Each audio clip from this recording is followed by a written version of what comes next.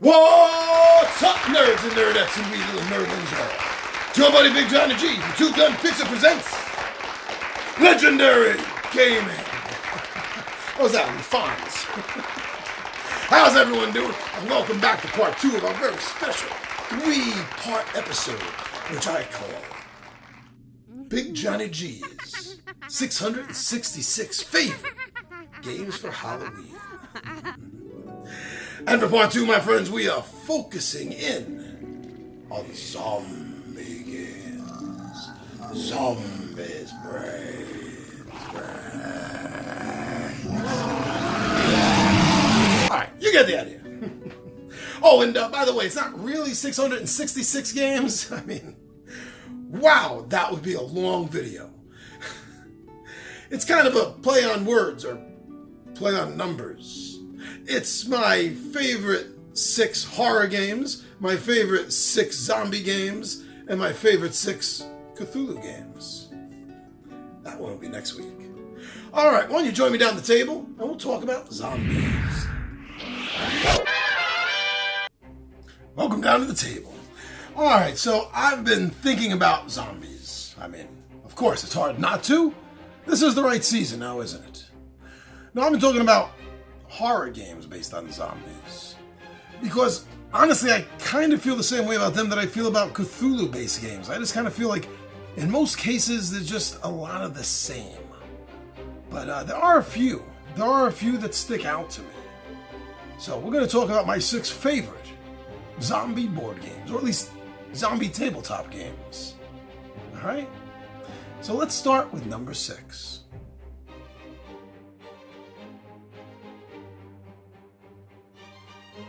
Number 6 just squeaked in. Oh man, this game almost didn't make it on the list. It had one saving grace. And I have a feeling Alex is not going to agree with this being on the list. That's fine, because I'm dying to know what his list is. I really am. My number 6, tiny, epic zombies. Now, me and Toy-Sided Warriors, we really like Gamelin games. We've played, as of right now, everything except, I think, Heroes of Land, Air, and Sea is the only thing that we haven't played by them yet. And to one degree or another, we've enjoyed all of their tiny epic games. Me and Alex both backed Zombies on Kickstarter. And we got our copies within days of each other. And we promptly got together with the other Toy-Sided Warriors, and we sat down to play a game here at the Nerd Wasteland. We were not very happy with the first impressions we had of the game. We played a one versus all version of the game with Anthony playing as the zombie player and the rest of us cooperative as survivors trying to complete 3 missions to finish the game. We never felt threatened. And Anthony is a good player. I've been playing games with him since we were kids, literally since he's been about 8, 9 years old. It wasn't Anthony's playing, that's for sure. In fact, he even thrives on competitive games. There was something else. Maybe it was a bad combination of the zombie guy he was using and the players we had, but for whatever reason, what it all really boiled down to is after the first round, when everyone figured out what was going on in the game, maybe after the second round, that's when we realized there was no threat. No threat. And I know that Alex was not happy with it. However, I've played a couple of solo games. I videoed one of them, put that up on a Friday night filler just last week or 2 weeks ago. I can't remember which one. And I was a lot happier with the solo game. In fact, it's the solo game. That's the reason it made this list. Otherwise, it would have been off. The solo game, I felt challenged. The game uses cards for the board, and it sets up a mall, because that's where you're trapped in, just like, classic Dawn of the Dead, right? And so it has a familiar feel to it. The characters all were, interesting enough. Choices, for survivors that are just thrown together by happenstance during this apocalypse. But for some reason, when I was playing it solo, the blind drawer off of the card deck for the zombie, instead of a zombie player having a hand of, I think Anthony was keeping a hand of 4, I think. It really worked out deadlier. And by the third turn in, I was having trouble managing all the zombies. Now, also keep in mind, I was running it with 2 survivors. Maybe I should have been running it with 3. As a solo game, it actually suggests in the rules, it says to run 2. So that's what I did. Maybe with 3, I would have won the game. I definitely would have felt like I had more of a chance, that's for sure. But it played out so well that I decided it deserved a spot on this list, albeit at the bottom, but it deserved a spot. Now, as far as design goes, the design of these games are great, but honestly, you know, it's kitschy. I love it. I'm not putting it down because it's kitschy, but I'm not blind to the fact that it is. I mean, item meeples are sweet, but, you know, it almost feels like a fad kind of thing. And I'm not saying it is, but that's the feeling. It almost kind of feels like a fad to me. As far as the game mechanics go, it played out well, and like I said, in the solo mode, but it still felt somewhat typical. And that's the problem. I don't know what else they can do to a standard zombie horror style board game that will definitely stand out, but this game was mediocre to fun, depending on, like I said, a few rounds in on that solo game, the mediocre turned to fun, and a few rounds after that, the fun turned to uh-oh fun. Not ha-ha fun, but uh-oh fun. So, I would suggest playing this game. If a friend has it, or at a board game cafe, take it off and play it, and see what you think about it. It might be something that's going to work for you. But for me, it only works as a solo game right now. Maybe more games and using a different mix will change my mind on that. But that's my number 6 pick. Gamelyn Games' Tiny Epic Zombies.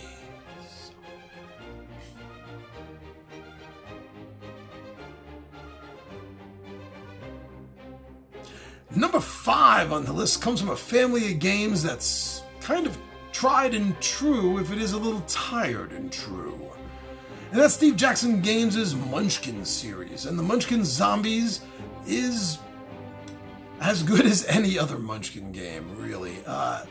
It's a fun game. If you're not familiar with the Munchkin games, they are a competitive all-versus-all game that is classified as what's called a take-that game, because it uses a take-that mechanic. Somebody plays something, you have something, you can play as a reaction to somebody else. You're not necessarily waiting for your turn. And that's one of the things that makes it a take-that style of game, because you're basically always kind of giving it to someone, you know? You take that, buddy. It's a fun game. The style of the game with the artwork is done tongue-in-cheek. It's a good family game, even though it'll run you 60 to 90, maybe even 120 minutes. It's still a fun game. Now, the main reason it can run that long is you win the game when you get to level 10. Now, during the course of the game, you can ask other players for help in defeating a monster that you can't defeat by yourself. Usually negotiations are made at the table. All right, I'll help you, but I see the monster's worth 3 treasures. I want 1, you know, kind of thing. But by the time players hit 7th, and definitely by the time they hit 8th, it turns into a bloodbath. Because everyone can smell that they're going to lose. It's in the air. This other player is so close. Now you're not being so friendly anymore, regardless of treasure. No, not at all. If you're playing the elf, you can actually get levels off of it. Like if you kill a monster and you get 2 levels for it, and you're an elf player, you can also make that part of your bargain. So the niceness ends around level 7 and 8, and that's why it can take longer, because you're stabbing each other in the back so much. The game has a very, very easy, simple style. You kick in a door, you fight a monster, you know, you loot the room, and that's it. It passes to the other player. In a nutshell, that is really the whole game. And you're going to get cards that are going to be helpful to you. You're going to get cards that are going to be helpful to monsters. Why? Remember when I said around level 7 or 8, things stop getting friendly? Well, those cards that you can play to help the other players are one type of card. Another type is a bonus to monsters. Now, some cards give a bonus to anyone you play them on. But that's why you hold on to those cards, and you're going to give a bonus to the monster that's fighting your pal. Yeah, you were helping him out 2 levels ago, but not anymore. The back and forth on this is so exciting. So I really thought it deserved a spot on the list. At this point, I don't play a lot of Munchkin games anymore. There has to be a reason for me to pull it off the shelf, just because I've played them for so long. At Halloween?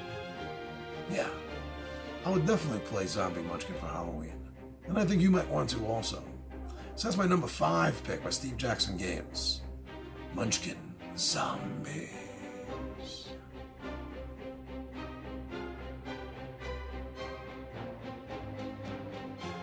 Flying Frog Press. They have some impressive games under their title belt, so to speak. And one of them is geared very much for zombies on Halloween. And that game is called Last Night on Earth. Now, Flying Frog Production, they do something that kind of irks some players. I've definitely read some bad reviews on this one thing alone, and that's for this game and for most of their games, they don't use artists. They use actors, sort of in cosplay costumes. And they also, well, they do this for the reason I was just about to say also for. But they do this because Flying Frog Productions, they try to do things with a movie production feel to it, which is why most, though not all, of their games use actors in costumes, from everything from the cover of the game to the pictures on the cards you're going to be using.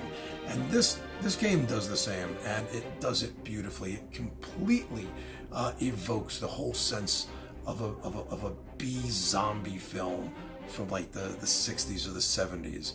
You totally get that feel. There's no way you could miss that, that's for sure. Now, the game has several different ways that you can play it, which is really cool. Some of the games you're going to have to save people. Some of the games you're going to have to get parts for the truck, or you're going to have to escape. And you have a different time limit to do each of these things, which brings the replayability of the game. It puts it up there. The game uses a style where the zombies are moving around by the player's actions as well. So they're not really controlled by an AI, and that's going to make the game interesting.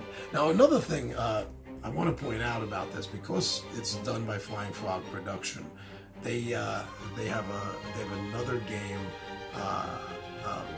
Was it the Aliens Attack, which is like an old there it is, which is like an old B sci-fi film with Martians attacking. And they have the rules that you can mix the 2 games together. I mean, that's even more perfect Halloween, because now you're mixing 2 different horror genres of aliens and zombies. You're kind of like Ed Wood, Plan 9.5 from outer space. I can see it now. But it's a fun game, and it is definitely going to evoke the entire feel of sitting through a good, cheesy B horror film. And that's the main reason why it made it on the list.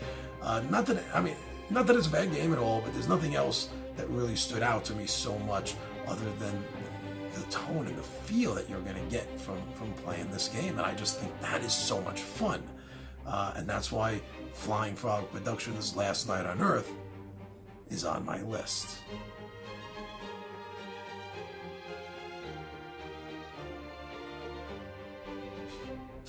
Now, this game only came to my attention because the publisher looked me up wanting to review the expansion pack that was hitting Kickstarter. He was an independent publisher from Great Britain, I believe. Gimme Games. Gimme Games. I like that title. Definitely agree with it, too. Gimme Games! Well, the game that he sent me to review, he sent me obviously he sent me the expansion as well with it. He sent me the expansion, and obviously he sent me the base game with it, and that's called Zombie Doctor. Now, I thought this game was a lot of fun, and so did the 20-Sided Warriors. A lot more fun than we thought going into it, that's for sure. We thought it would be okay, but let's play it and move on. When it turned out to be, we played it, we're like, whoa, we gotta play this again. So big difference from our expectations. And it's a really simple game of card flipping and card taking. For the base game, Zombie Doctor, you're all doctors during a zombie apocalypse trapped in your hospital. Nice. Oh, and you gotta survive because the infection has gotten inside the hospital. Oh, and you guys sometimes get infected too. Yeah. But that's okay, you're doctors. So you could do things like take that infected arm and saw it off. No problem. And you know what? If someone else really pisses you off, you could sew it on them. Yeah. So you're flipping the cards from the regular side to the zombified side, and you're also getting a chance to play cards that are gonna swap. You can swap your bad limb for another player's healthy limb. It has a take that style game, obviously, because of that. And we had so much fun with this game, and it went by fast. It went by in like 20 minutes, 30 minutes. Yeah, since it is a 30 to 90 minute game. And it did. It went by in like 20, 30 minutes for our first game. And usually first games run a little long because you have to get used to the rules, but it's such a light game. Boom, boom, boom. Man, it just flew. And for that little Halloween twist, as a honorary mention here, I guess I'll give number 3 spot Zombie Doctor a 3.5 listing also for classic horror movies, which was the expansion we got to review. Now, honestly, from a thematic point of view, I didn't get the classic horror monster things. I didn't understand why Dracula didn't want to turn into Dracula, or the Invisible Man into the Invisible Man kind of thing. I mean, I can understand doctors not want to become zombies, but other than the fact that thematically it didn't make much sense to me, it was just as fun. It really comes down to, do you have a preference over zombies or the classic universal style monsters? Either one, you'll have a lot of fun. So Zombie Doctor by Gimme Games in the number 3 slot.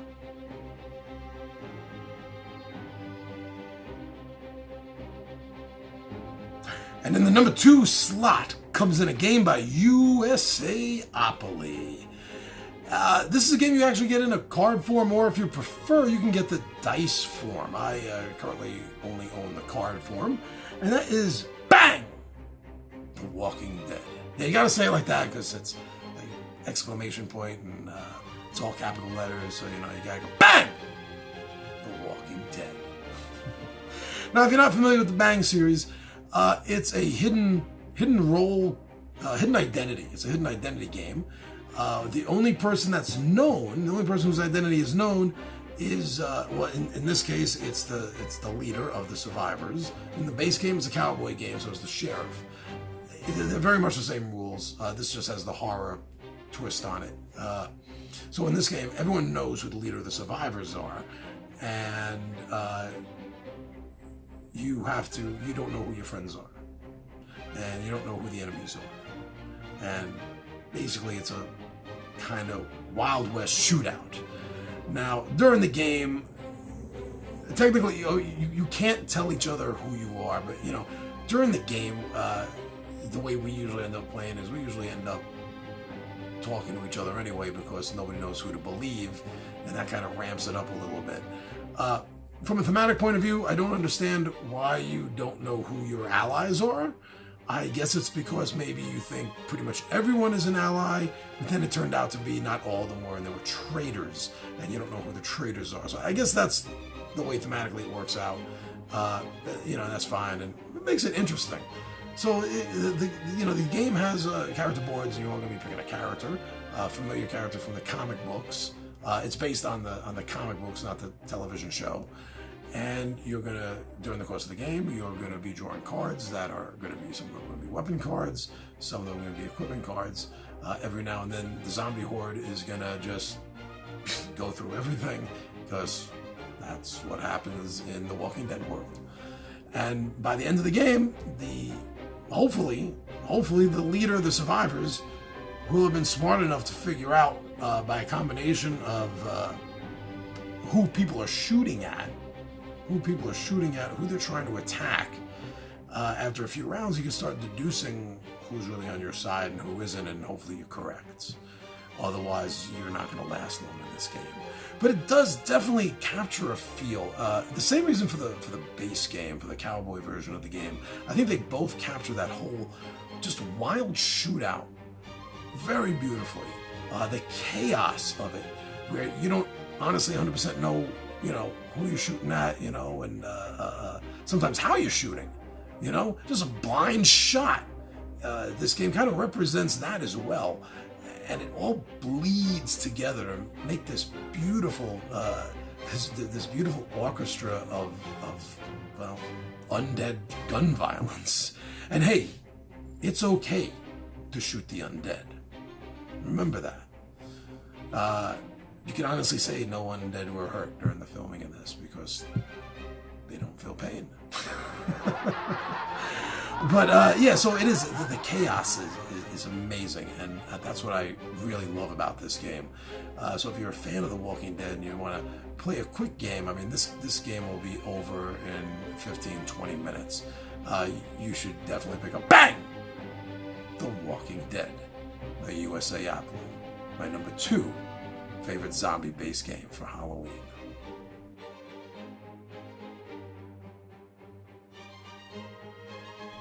And now my number one game for Halloween, zombie-based. My favorite game, as far as zombies go, you want to throw down on the table anytime, but especially Halloween time, I am there, happy, thinking about brains the whole time. And that game is by Plaid Hat Games, and it's called Dead of Winter, a Crossroads game. Now, it's the Crossroads part, I think, that really makes this interesting. Now, I think in a very real sense, this game, although specifically set during winter time, a very harsh, bad, horrible winter time, where people are dying of frostbite outside within moments, apparently, there's a zombie apocalypse. So it feels like a winter version of The Walking Dead. It really does. Or Night of the Living Dead, updated. And like up north, somewhere really cold. And it captures that feel of not only having to survive the zombies, but having to survive each other. And that's where the subtitle, Crossroads Game, comes into play, is that it utilizes a deck of cards that represent decisions that you're going to have to make. And most of them tend to be pretty hardcore, the hard calls. A lot of them really tend to be that. I don't like to give too much about the game away because it spoils some of the fun of the storytelling in the game. So there's one thing that I use as an example whenever I tell anyone about the game, and that's what I'll use for now. And that's one of the times we drew a card. Now, besides the players and the characters you pick, there are also helpless survivors in the game. And sometimes the cards deal with them, and this time it did. And the helpless survivors thought that food was being held back from them. So they break into the food storage and they steal food. And they get caught. And then you got to make a decision. Are you sending them out? Or are you cool? I sent them out. Because in a situation like that, if you let that slide, everyone's going to start stealing from the food. And then there's not going to be any food for anybody. And that's the hard call. Sometimes, life and death situations, the few have to suffer so that the whole can survive. And in a zombie apocalypse, that's exactly the way it's going to have to be. And this game captures it. And some of the cards are specific to characters, so it doesn't always come up, and that makes it even more special. I mean, I think we played the first 2 or 3 games of it, and none of the characters we were using came up in the Crossroad cards.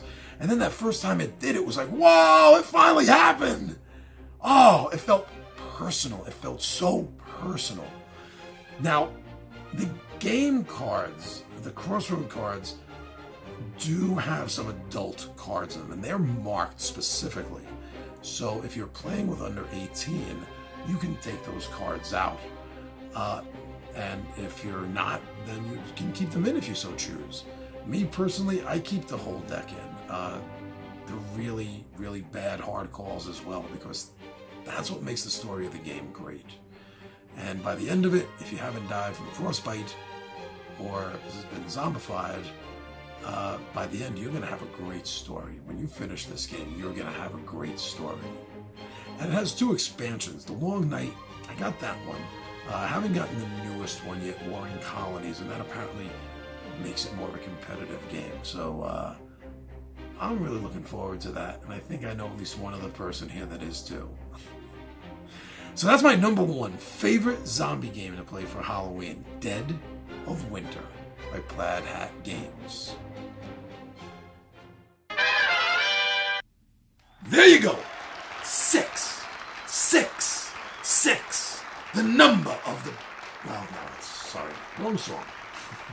6 great zombie games for you to play anytime, especially around Halloween. I hope you enjoyed the list. Thank you for liking us on Facebook, for following us on Twitter and Instagram, and thank you so much for subscribing to Two Gun Pixie right here on YouTube. I'm your buddy Big Johnny G, and I am out of here.